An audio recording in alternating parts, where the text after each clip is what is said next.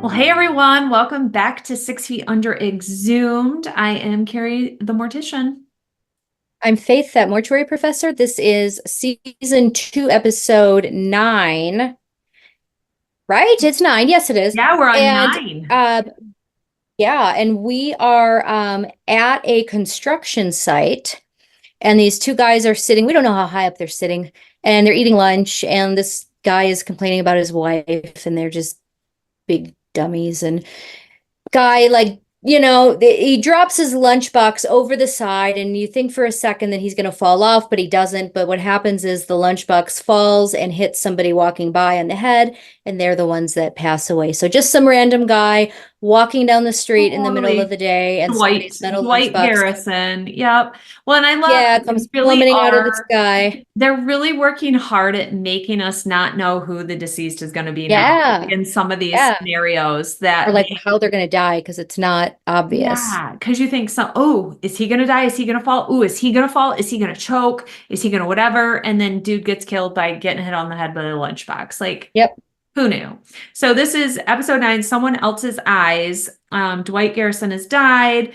We start off kind of the, character stories with Brenda and Nate are out looking at this wedding venue. It's like a bluff out in outside and stuff. And Nate's Mhm. like, there's garbage and there's stuff. And she's like, yeah, but it could be pretty. And it's like my life. It's just full of garbage. And he's like, do you like not want to get married? Because she's talking really like snarky negative. Yeah. She says, I'm not feeling like she wants to be married if I was him. And he's trying to be so great, like as a partner and as a normal, we're getting married and we're going to live this life. And she's like gone off deep end to left field, crazy train land. And it's, yeah,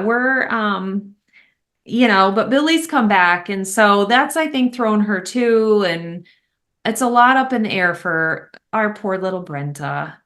Poor It little is. Brenda. I don't know. She's just very, I don't know what the word is. She's lost. She's very, There we go. That's it. Yeah. I mean, she's manipulative. I have a negative sense of humor. I make fun of myself and other people. That's my sense of humor. So I would probably say something like that, but I would be saying it to be funny and it would be obvious. And it's like she says a lot of things, but she's like actually means it. yeah. And it's just, I don't know. She's just kind of a Debbie Downer. And I think she thinks she's cute and quippy. And so it should be negated that she has said these things Yeah. when, yeah, she really means them, which I think is so hurtful because Nate is really on this like clean path for a little while here. And so, and they're just at 1 year or dating, like just 1 year, like not great sign. These are red flags, guys. Absolutely. Red flags. So we've got Keith isn't sleeping well because he's all bothered by life and his sister stuff and everything going on. And Taylor's not there. So I think he's just bothered. And Nikolai is still living at Ruth's because they broke in and broke his legs and stuff. We still haven't found out the full spectrum Hmm. there as to what's going on. It's like, I keep guessing, like, was there a mob thing or did he do this to himself somehow so that he could live at Ruth's? That's what I keep wondering. Like, was this self-sabotage? But then I'm like, okay, I don't think could he so. have thrown himself off of something hard enough to break his own legs? I doubt it. I don't think so. But and then Claire says she's gonna go meet up with Parker, even though we know Parker and her are not friends. So you wonder, is she going to meet up with Billy because she's been messaging Billy on the AOL AOL. campaign. Oh my gosh. Yep. Um, AOL's for my generation. Then we did AOL the when dial-up. yeah, when I was in high school. That was it. Then you pray it's gonna connect and then it fails, and you're like, dang it, try it Well, again. and then you're trying to call your dad to pick you up and the phone line's busy for 2 hours because he's on the stupid internet. And Yes. yeah, that's when people had to get two phone lines, one for the internet and one for the house because there was no cell phones weren't a thing really then. And you would if somebody was on the computer, you could not call the house. And No, it yep, wasn't like there was a Wi-Fi nope, thing. You plugged in and your phone phone line line. had to provide it to your home. I So, do like when they're showing like the pictures that Claire takes of Billy. I don't remember if it's this episode or the next one, and they're next loading. one. Well, spoiler alert, and they're loading and they're just like Well, and they're so, yeah, they're so slow and sad. It's just like those things about the show I love because I'm like, this is my younger year Yeah. and how technology was and some of those things. And that does make me Uploading your pictures was joyful. like a 3 hour Oh task. my gosh. Or downloading a song Oh on my gosh, yeah, Napster that or is like, oh something, yeah, or LimeWire. yeah. Oh, LimeWire. Oh my gosh.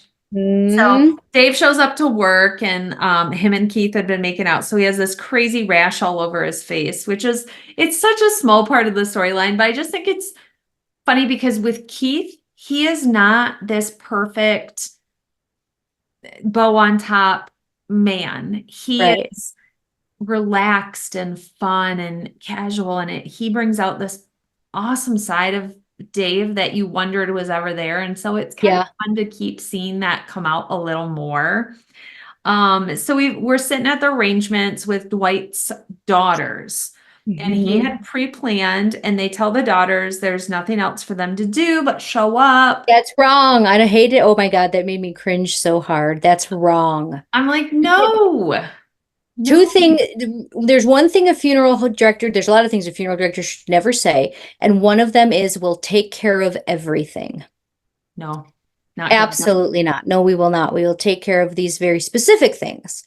And what a family thinks that means and what it really means are not the same. Don't ever, I mean, gosh, I hear so many people say that on, oh, we'll take care of everything. No, we won't. We'll take care of these things. Right. And same with pre-planning. No, that you have to do a lot more than just show up when Well, you someone got to could. review the whole thing with You them and do. like You have to get talk about vitals for a death certificate. A lot of things could change with those things. You have to have assumedly, an obituary or something on the website, whatever that, has to be people, it's different, you have to review the contract. I mean, there's planning, there's logistics, it's a pre-need, making a funeral arrangement for someone that has a pre-need is oftentimes just as long and involved, oh yeah, if not yeah. more involved. What it does is it saves you from having to wonder what the person wanted, and hopefully they pay for at least some of it too, which is a relief to the family. But it doesn't mean the family has to do less at the time of death. It really doesn't. No. Well, and what we find out here is he didn't fund it all. So Right. sure, he pre-planned, but he pre-planned for this super uber casket and like kind of expensive items. And then, oh, but you guys still owe for this. And then we come to find out there's actually a wife. So Yep. she should be the one that's actually taking care of these arrangements, not these girls. So we kind of come to find out a little more about this whole scenario, and it's not as straightforward, neat and tidy transaction as they're trying to make it be. How many times, and this has happened to me many times, have you met with a family with a person in a pre-arrangement and the family goes, well, they told me everything was taken care of. Hmm. And it's Everything not. is not taken care of. If your mom, your dad, your brother, your spouse, your whomever has a pre-arrangement, everything is not taken care of, I assure you. And that's one of those things that I feel so bad for the people because their mom probably did. I took care of all my funeral arrangements today. Everything's taken care of. She didn't pay for it though, or she only made 3 payments and then quit paying, or she didn't provide half the information or whatever. And so, Yeah. yeah, you have to do a lot more than just show up in a pre-arrangement situation. When I've had people, they'll like literally just bring their discharge to the funeral home. They'll be like, hey, I want to, be buried out so and so and have a military, make sure to put this on file. You start a file and all it has is the discharge. They go home and they tell their family, hey, everything's set, everything is good to go because I told the local funeral director. And it's like, no, no, not. No, We're missing about 98% of what we need here, folks. But the family's been told this for forever, and so they believe it. yeah. And then they're like, you're lying, you're keeping Oh, money, yeah, then we're the you have bad guys. something, whatever. And it's like they're good to Prearranging is go. a great thing to do. Oh, I'm yeah, actually yeah. I'm doing my own prearrangement currently. I'm getting that set up for myself, and I'm 41, which is not old, but it's not young, No. and it's only going to get more expensive. And so I am actually doing that for myself, probably next week. Um, and I'm going to be composted, which I'm excited about. Yeah. So anyway, but it's still a great thing to do, but even in doing that, I'm not going to tell my wife Cece everything's taken care of. You don't have to worry about anything. I'm still going to die in a hospital. Somebody's got to get me shit, to where I'm Right. going to go. Somebody's got to provide, maybe my vital statistics are this today, but maybe, if I live another 30 years, then something's changed. I don't live in the same city. I don't live in the same, maybe if I write an obituary now, I guarantee it's gonna be totally different because half those people will be dead. There'll be more people that have been born to Yeah. add, and what so it's a great thing to do, and I strongly suggest it, but we also have to be realistic about what it really is and what it means. Yes. And I wonder, I think I don't think it's the funeral home's fault. I think it's oftentimes just, families and how if my dad came to me now and said, I took care of everything, I go, okay, you know what I mean? And I Yeah. would know in my head there's going to be something happening. So just know that, if your parents have prearranged or your spouse, it's not a bad idea to find out what that actually means in dollars and Hey, let's cents. look at that Yeah, let's paperwork. look at Let's look that. at what that Yeah. actually is. Yeah, not always is Yeah. good. So Keith goes to his sister's because he wants to see Taylor. He finds, is this the one where he finds like her vitamins? So he's like, I'm going to take these over. I think he wanted a reason to go Yeah. to Taylor Mhm. because he's worried because his sister is an He is addict. worried. And so he goes over Yep. and, oh, he's like, Taylor, why are you here? And, oh, well, mom needed me. She's sick. He's like, bull crap, she's sick. And so he Right. sends Taylor to her room and basically gives the sister a what for and says, you're going to rehab or I'm going to arrest you. And so she says she's going to go to rehab and they Yep. go and they Good say, for him, honestly. tough love is Yep. It's hard, but hard. sometimes that's what it takes. Yes.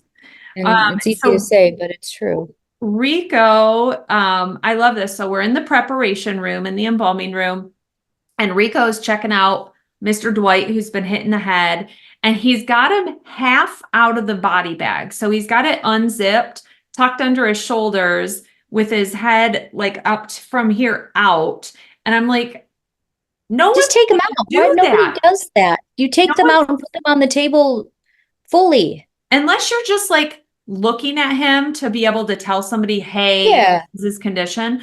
But he's literally picking, I don't even know what he's picking off his head or if he's trying to see like I'm like, is he picking glass? I was like, there's no glass. He got one. Maybe he's just trying to look and see what he's looking at, but that wouldn't be, I mean, I don't know. No, you're right. It was just odd. I thought that It he was a was weird half setup. in and out of body Yeah. bag while he Yep. was talking. And then, He says something though that, and again, maybe well, you're a better restorative artist than me, but like I just don't have any artistic ability. neither do I, Lindsay. I can theory you all day long, but my hands don't do a great job, and that's just the truth. Um, but he's talking about how oh, it's a good thing he has hair because if he were bald, I Yes. think it's easier to fix a bald head because of the wax and the airbrush and all those things with hair. You have to replace it somehow, in my opinion. I don't know. You have to like get in there and like suture wounds and move the hair, and then it Yeah. falls Well, and out, he and it's said, nasty. you I'd could, rather have a bald he person goes, with a hair. if you're going to bring in a wig, you can't put a wig on a bald guy and cover it up. Why would you do that? You would If just, you needed a wig, if there was so much hair maybe damage to put just a wig on somebody. And so that's why I think he was saying we could put a wig on him if we needed to, but if he was bald, we can't do that. oh, okay. We have to really address the situation and make it viewable.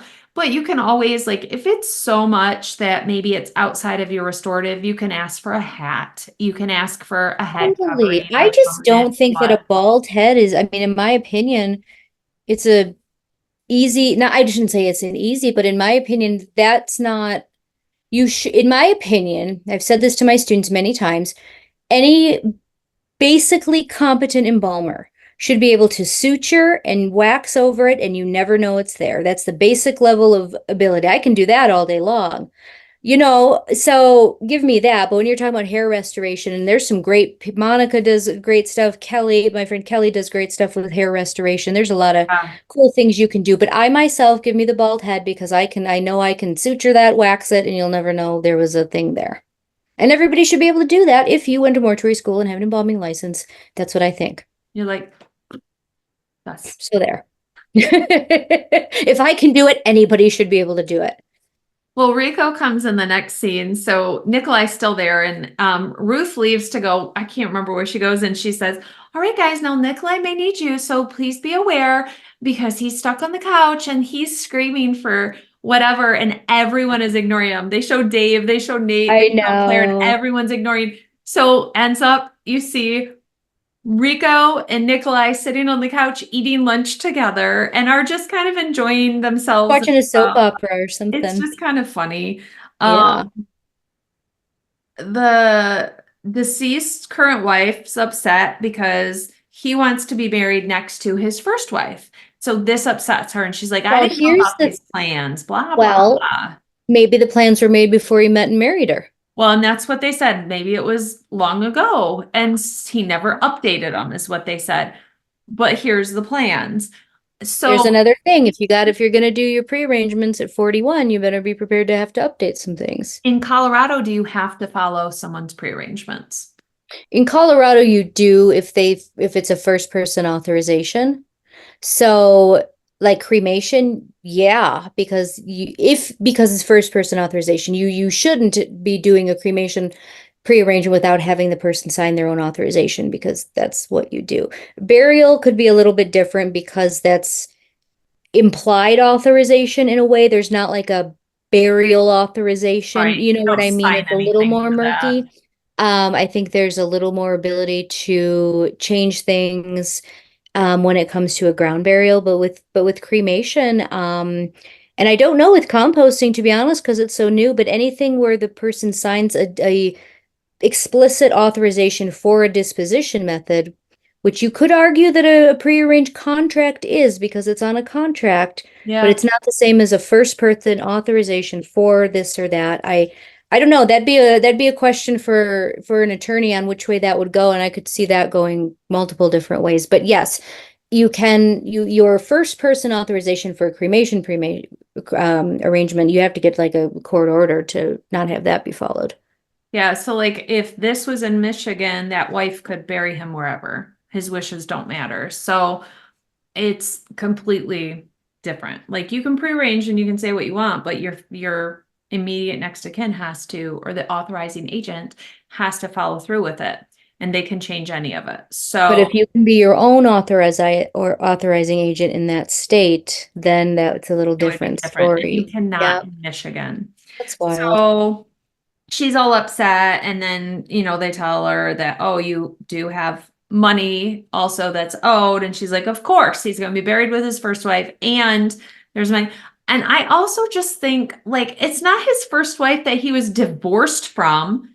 Like, it was his first wife that died, and I just can't imagine being that upset I wouldn't. that my husband, who I had later in life, He was much older than me. who has children with this woman, who was with her for a long time until her death, wanted to be buried next to her. Like, I just don't understand the animosity of that. I think that just seems a bit much. I get it for plot line. It's a good like talking point and stuff, but I just don't get the animosity. Um, I don't understand a lot of things that families fight about, but again, I think we have to remember we have a different perspective. oh, for Like sure. we've seen so much. To me, this is something that cracks people up a lot, and I say it a lot, is that in my experience, funeral directors, we care the least about what happens to us when we're dead. Probably. Because like we know everything that could possibly happen. We just know how it's gonna go no matter what happens to us. Yeah. And when you see it every day, it's not like some mystery and something that you know that you're trying to like romanticize is going to happen a certain way. So it's kind of like, I don't even, at that point, I can't imagine fighting over anything with anybody in my family over Yeah. death. It's just not that important. Especially not like something like this, I guess. But so No. Billy visits Brenda and they have this conversation. Basically, they break up in a way where they're like, we are not good for each other to be around each other. So I think it's better that we're not around each other for a while. And Billy's like, well, how long? And Brenda's like, I think a long while. A Well, long they while. have been apart for a long while, but And she's he's been better back. without Yeah, him. he's out of the hospital. He's presumably doing better, Yeah. in some ways, but I think what she doesn't like is he's starting to not really blame her, but he's holding her accountable for her perceived role in his mental illness, which in her mind, he has a mental illness, he has a medical condition. And so I think she doesn't like that, Yeah. him saying, well, you did this and you did this, when she's always been the one that felt like he messed up her life. And so it kind of makes her mad, and that's her answer to it, really. Yeah. They blame each other for their individual situations. I do kind of agree with him though that when he says, you never let me handle anything, so I don't know how to handle anything because you always inserted yourself and chose what was going to happen, took care of everything, wouldn't let me just deal with things and handle them. And so Well, now I I'm think having to figure out. I think what we're starting to see is Brenda's kind of an unreliable narrator, because for the first, season, it was all about her and Billy, but Billy was kind of, declining in his mental health and how it affected her life and all these things she had to give up and all of that. And that's the story that we got.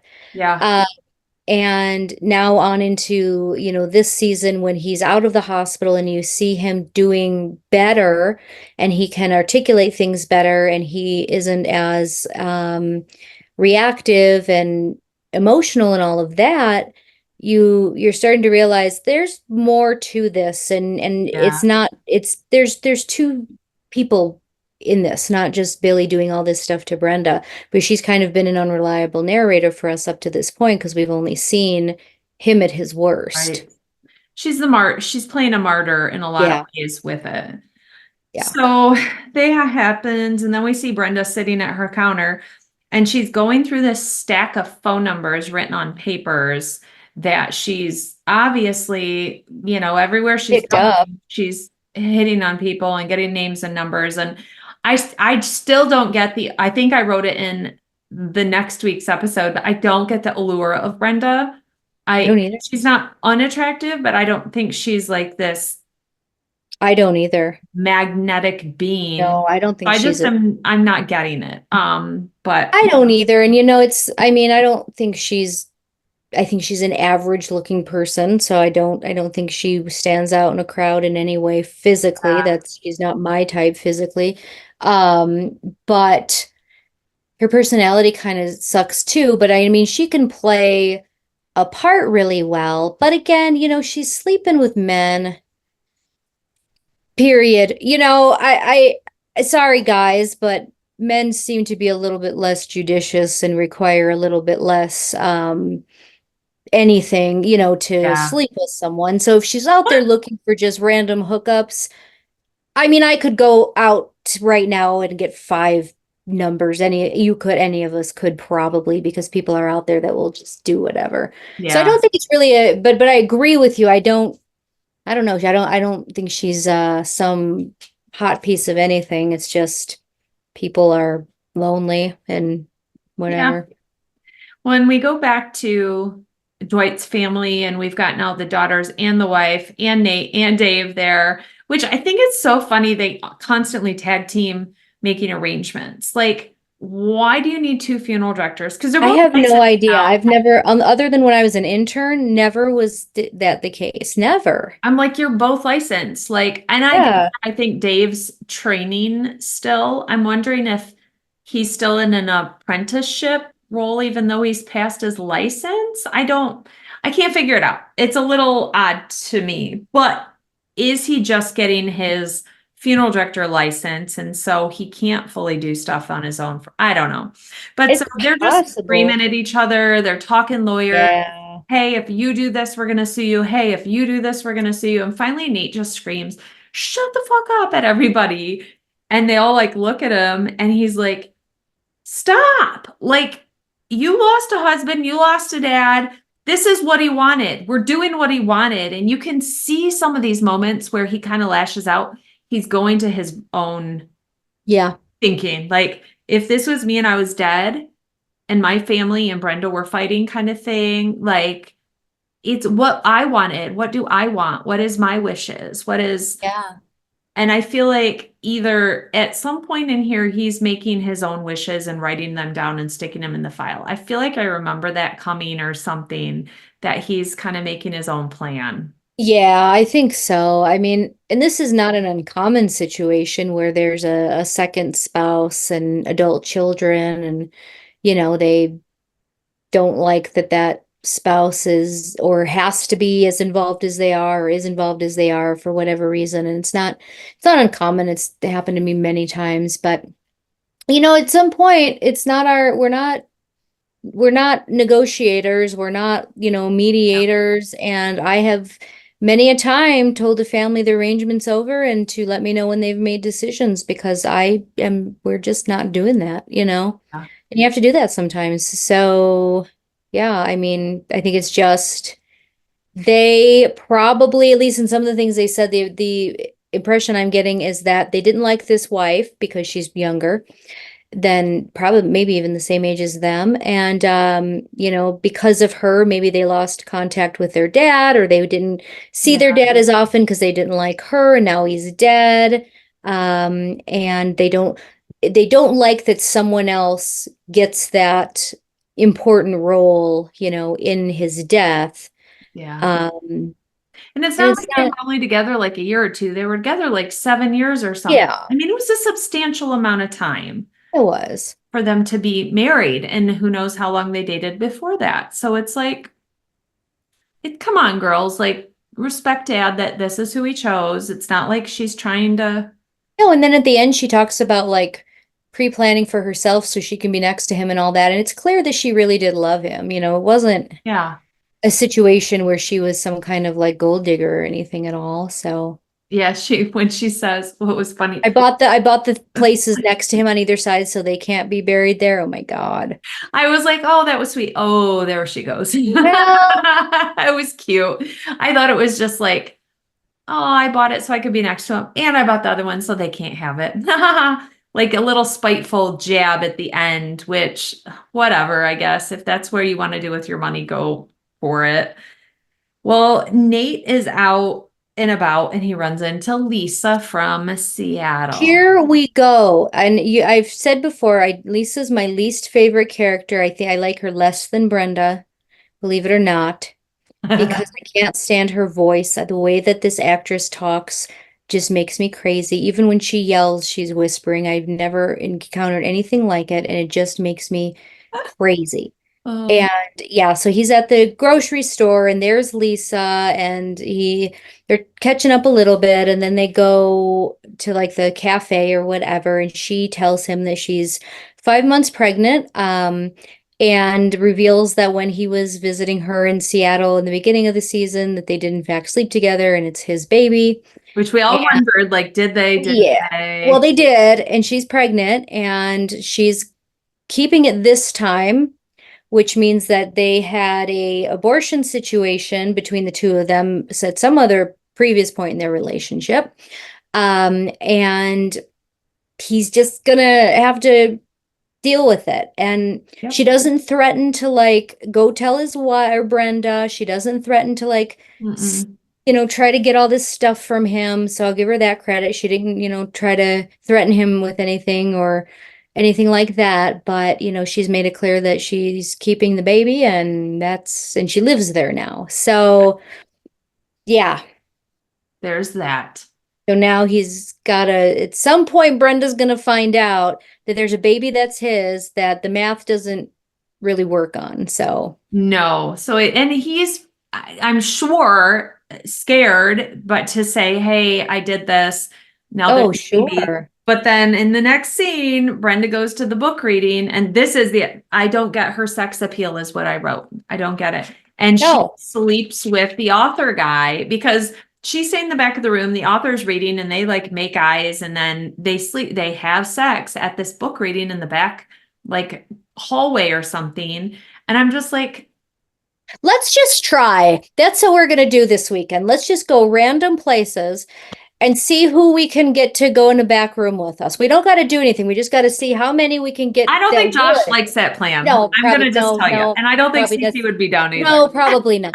Probably not. But you're right. It's like everywhere she goes, she can just pick somebody out of a crowd and go like in the like that's not been my experience in life, but I also hasn't I'm tried. like, So did she wear her I'm easy hat or something? I Like, know it doesn't she's dressed in like a grandmother in the 70s. So it's not smarmy. like Yeah, she doesn't dress all, dresses kind of frumpy. putting anything out there at all. Everything's covered Not and at a bar. It's at a like a bookstore. well, Yeah, let's find some single people to run this experiment for us. yeah, I don't Because get it. I don't get it it. really confounds me. I don't get it. Especially, Brenda's not old. They're younger than I am and younger than both of us in the show, which I don't sometimes I forget. But I just don't think that it's that plentiful where maybe it is. I don't know. Let us know. I don't know. Can you just Yeah. pull a piece everywhere you go if you wanted to? Because Good on apparently you. they Like, can. Good for you. Right? oh, yeah. But it's just that like Nate's terrified to tell her this and she's out there doing that. And you just know when she finds out she's going to absolutely, you know, lose it. But she's doing the She's doing, exact same thing yeah. so much. He did it one time that we know of. Not that it's better. It's not better. And she's out there like seemingly every other day with random people, which It's is terrifying. Like, it's non-consensual sex for Nate because he's still having sex with her and he's not aware that she's having sex with all these other people that they're, I mean, in close contact with. So there's like risk of STDs and all of that. And yeah. he doesn't have any, He doesn't it's even just, know. he doesn't Yeah. even know. Yeah. So, well, and they go then to her house, which he seemingly is living there full time, even though they really don't say that per se. Yeah. But, he's there and she's cooking some food and she's like, "Hey, do you want some dinner?" He's like, "No, I'm not really hungry." And they both have just come from her screwing some guy at a bookstore and him Him finding out, finding out. and Yeah. they just are like, "Oh, you want dinner? Oh, I don't like what?" I I just don't know. that's not me at all of how I could be, but it's just crazy. Some So, there are some people that can have that dynamic. If it's known to one another, they can be okay with that, but that's not what's happening here. Like they're just both doing something that they're not supposed to be doing that the other person wouldn't be okay with.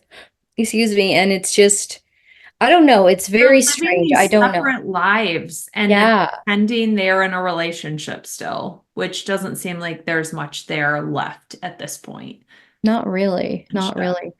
So, Oh, go ahead. I was gonna say, and Brenda tells her sex worker friend about this, and she just seems annoyed by the whole thing. Kind She of like, does because Brenda's like not, I mean, Brenda's acting like this is some great, amazing thing, and it's work to her. It's not like, right. again, it's that difference of Brenda's doing it to make herself feel better about herself or to make herself feel something, and the other person's just what she does for money. And so Mhm. it's like, all right, well, have fun with it, but that's not what it's Well, and she's like, about. and you have a fiance. Like, Yeah. not remember that. But Brenda, I think, is making it okay in her mind because she writes after. And so she Yeah. gets a lot of content for her book because of these exploits. And so it's almost as if she thinks it's okay because it betters her ambition of writing this book. And the girl's like, yeah, you have a fiance. This is not a agreed upon situation you're in, basically. And I don't think No. Brenda appreciates that at all. But Brenda's in her own flighty world, I think, right now. Yeah. And we've got Claire, she goes to Billy's house. Claire is still And in high school. yes, So she's let me 18 just, though, she says. I don't care. So again, when I watched the show the first time, I was like the same age as Claire. And it was like, oh, like I just saw it totally different, you know? Yeah, Like, oh, it's fine, you know, she's a grown woman. She can do. Now I have a daughter, and I am telling you what, no girl in high school needs to be going to a grown ass man's apartment alone. no. When I it do not. doesn't even look like it's his apartment when they go, or because he's living with his mom. That's true. Yeah, And when well, she walks but in, it doesn't even seem like it's her apartment. It almost looks like a hotel room. It looks a little weird. And he has it all set up like for his photography. mhm. And he like strips down and she's like, and he goes, I can't take self-portraits of myself, so please. And so Yes, you can. There's a timer. she starts taking photos of like his shoulder and his face and his neck, and she takes this long photo of him from the back. And they are lovely photos. Those are the ones that couldn't download earlier Yeah. very well.